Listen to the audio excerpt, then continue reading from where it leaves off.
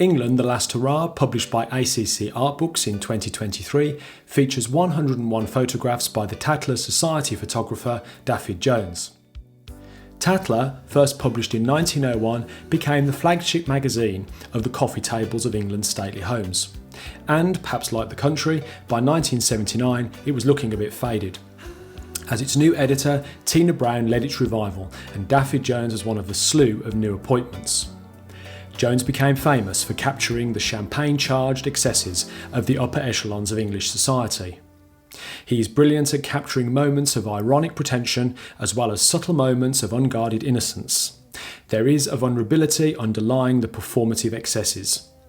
So what do these photos tell us about England in the 1980s? I think they can be understood as a sort of in-joke. Tatler was mostly read by people who were likely to be photographed in it at some point, or by people who knew people who knew people who had already been photographed in it.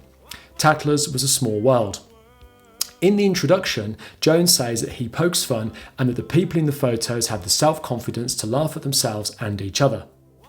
Imagine the delight of these dinner party guests on the slopes of St Moritz when they appeared in Tatler for all their friends to see. Tatler was, in this sense, the original social media.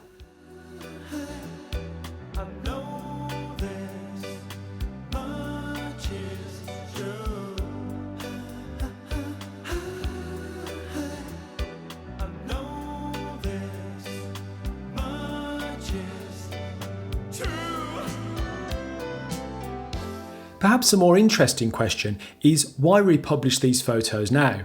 It's true to say that they are a valid record of a section of society in the 1980s, so why not publish them now?